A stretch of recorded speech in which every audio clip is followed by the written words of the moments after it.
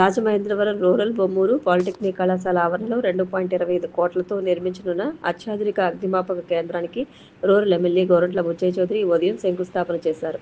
ఈ సందర్భంగా గోరంట్ల మాట్లాడుతూ కేంద్ర ప్రభుత్వం 15వ ఆర్థిక సంఘం నిధులతో అగ్నిమాపక కేంద్రాన్ని నిర్మిస్తున్నామని, దీనితో పాటు జిల్లా అగ్నిమాపక అధికారి కార్యాలయాన్ని కూడా పై అంతస్తులో ఏర్పాటు చేసే ప్రతిపాదనలు సిద్ధం చేసి ఉన్నతాధికారులకు పంపించామని తెలియజేశారు. రానున్న గోదావరి పుష్కరాలను దృష్టిలో ఉంచుకుని నదీ పరివాహక ప్రాంతాల్లో అప్రమత్త చర్యలు చేపడుతున్నట్లు తెలిపారు.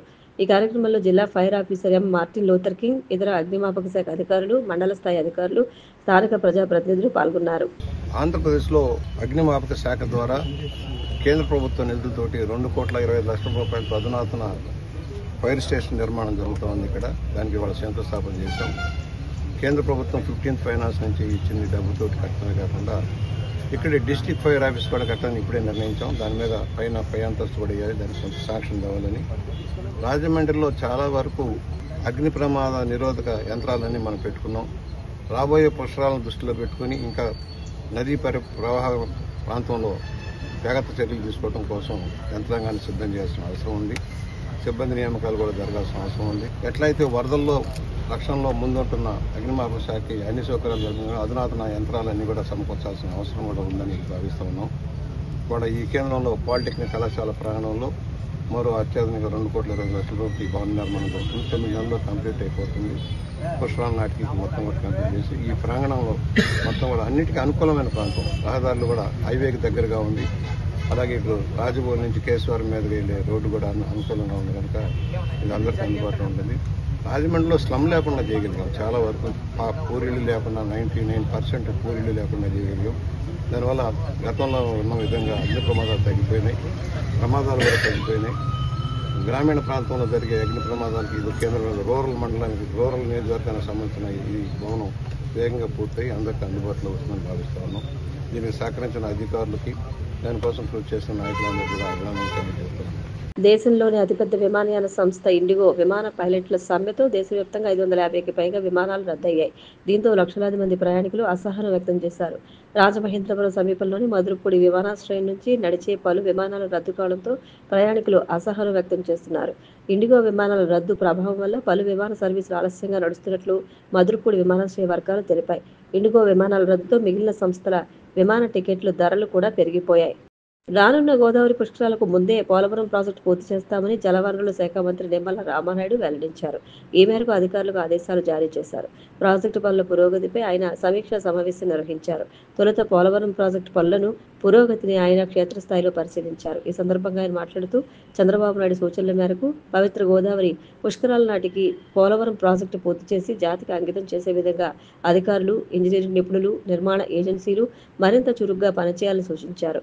అలాగే పోలవరం ప్రాజెక్టు నిర్వాసితులకు కూడా 2026 డిసెంబర్ నాటికి పూర్తి పరిహారం చెల్లించడం, కాలనీలు నిర్మించడం లక్ష్యంగా పెట్టుకుని వడివడిగా అడుగులు వేస్తున్నట్టు చెప్పారు.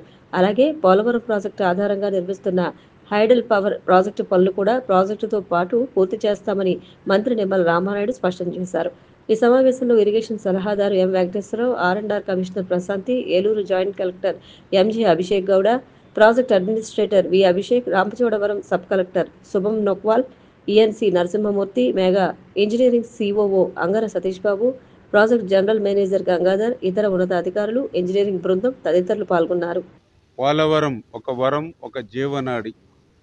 పోలవరం ఒక కలగా మిగిలిపోతుందని అనుకున్నటువంటి దశలో దాన్ని నిర్మాణాన్ని భుజాన్ని ఎత్తుకుని 2027 డిసెంబర్ కల్లా పూర్తి చేయాలనేటువంటి లక్ష్యం చంద్రబాబు నాయుడు గారు పెట్టిన అనుగుణంగా ఈరోజు పనులు శరవేగంగా జరుగుతున్న విషయాన్ని ప్రత్యక్షంగా మీరు కూడా చూస్తూ ఉన్నారు.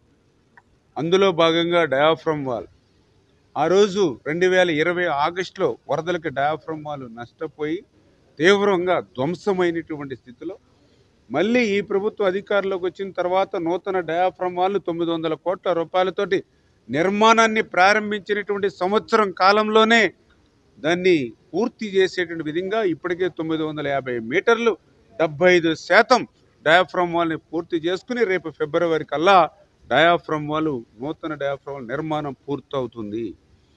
అదేవిధంగా ఈసీఆర్ఎఫ్ డ్యామ్, ఇది ఒక కీలకమైనటువంటి ఘట్టం పోలవరం ప్రాజెక్టులో. అటువంటి ఈసీఆర్ఎఫ్ నిర్మాణం కూడా డయాఫ్రమ్ వాల్ నిర్మాణం పూర్తయ్యేంత వరకు వేచి చూడకుండా సమయం కలిసి రావాలని ప్యారలల్గా ఈసీఆర్ఎఫ్ డ్యామ్ గ్యాప్ 1ని మీరు ఇప్పుడు ప్రత్యక్షంగా పరిశీలించారు. గ్యాప్ 1లో డయాఫ్రమ్ వాల్కి అటు ఇటు 20 మీటర్స్ 20 మీటర్స్ క్లే పోర్షను, అటు 100 ఇటు 100 మీటర్స్ రాక్ 700 to 72 వరకు ఏదైతే రాక్ డిజైన్ ఏదైతే ఉందో మరి ఆ వర్క్స్ అన్నీ కూడా పూర్తి చేసుకుని రేపు ఫిబ్రవరి ఏప్రిల్ కల్లా ఈసీఆర్ఎఫ్ మెయిన్ డ్యామ్ గ్యాప్ 1 పనులు కూడా పూర్తవుతున్నటువంటి పరిస్థితి. ఆ రోజు చంద్రబాబు నాయుడు గారు 14-19లో 72% పోలవరం పనులు చేస్తే 19-24 వైఎస్ఆర్సీపీలో కేవలం 2% మాత్రమే జరిగితే 5 సంవత్సరాల్లో వాళ్ళు 2% చేస్తే ఈరోజు 17 నెలల కాలంలోని ఈరోజు మేము 12% చేసి 88% ఈరోజు పోలవరం పనులు పూర్తవుతున్నాయని అంటే ఇది చంద్రబాబు నాయుడు గారి యొక్క దక్షత, కేంద్ర ప్రభుత్వం ఇస్తున్నటువంటి సహకారం అనే విషయాన్ని సందర్భంగా తెలియజేసుకుంటూ ముఖ్యంగా నిర్వాసితులు ఈవేళ ఈ ప్రాజెక్టు నిర్వాసితులకు కూడా మొన్న సంక్రాంతికి 900 కోట్ల రూపాయలు ఇచ్చాం, మన దీపావళికి 1000 కోట్ల రూపాయలు ఇచ్చాం, ఏడాదిలో 2000 కోట్ల రూపాయలు ఈవేళ నిర్వాసితులకి ఈ ప్రభుత్వం ఇచ్చింది అని అంటే చంద్రబాబు నాయుడు గారి నిర్వాసితుల పట్ల చూపిస్తున్నటువంటి శ్రద్ధ అదొక నిదర్శనం.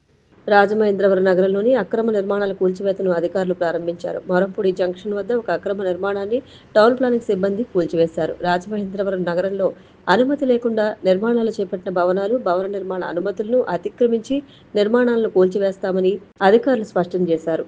ప్రభుత్వం వారు కల్పించిన బిల్డింగ్ పీనలైజేషన్ స్కీమ్ అవకాశాన్ని వినియోగించుకుని అక్రమ భవనాలను క్రమబద్ధీకరించుకోవాలని సూచించారు. రిజర్వ్ బ్యాంక్ ఆఫ్ ఇండియా వడ్డీ రేట్లను మళ్లీ తగ్గించింది. దీంతో ఈఎంఐలు చెల్లించే సామాన్యులపై వడ్డీ భారం తగ్గుతుంది. ఈ మేరకు ద్రవ్య పరపతి విధాన సమీక్ష నిర్ణయాలను ఆర్బీఐ గవర్నర్ సంజయ్ మల్హోత్రా ఈ రోజు వెల్లడించారు. ఈ ఏడాదిలో ఆర్బీఐ వడ్డీ రేట్లను తగ్గించడం ఇది మూడోసారి. ఇప్పటి వరకు మొత్తం 1.25% వడ్డీ రేట్లను తగ్గించింది.